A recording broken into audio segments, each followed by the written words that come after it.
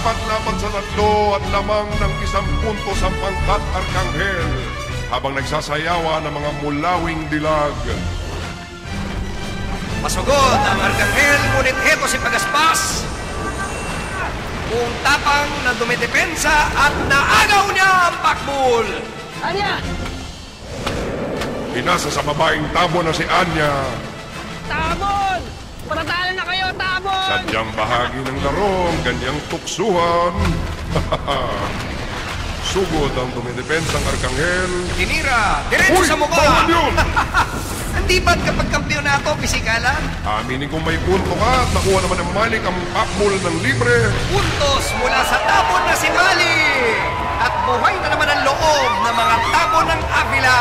Hindi namin inasahan, hindi nyo inasahan, ngunit tablado na naman tayo, 4-4 at 1 puntos na lamang ang pinaglalabanan para sa kampyonato ng Sipakbul. Pasahan ang mga Arkanghel, ngunit heto ang liberong si Pagaspas. Naalintana ang pasahan at nakuha niya ang pakbul.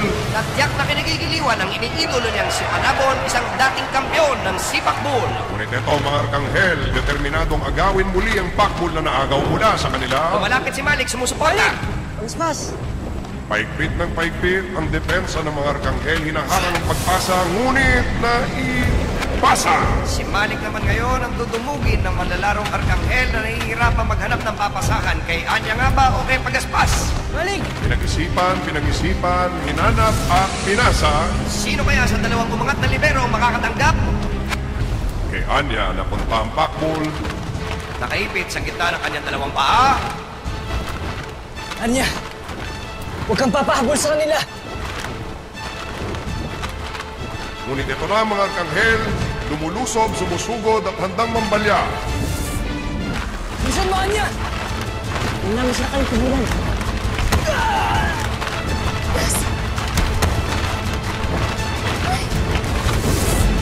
4-4 at puntos na kay Anyang pakbul, ngunit nalaglag na mula sa pagkakalaban sina Malik at Pagaspas. Anya!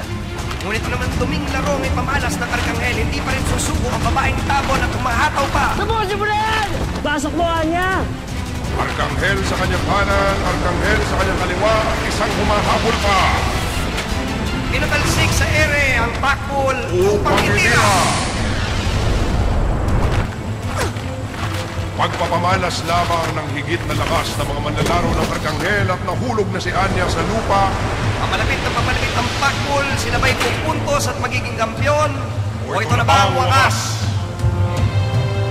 Gumulong ang pakbul, gumulong at nahulog! Puntos para sa pangkat libero. 5 puntos para sa pangkat libero at ang nagtagumpay ang nagwagi ang kampyon ay ang pangkat libero!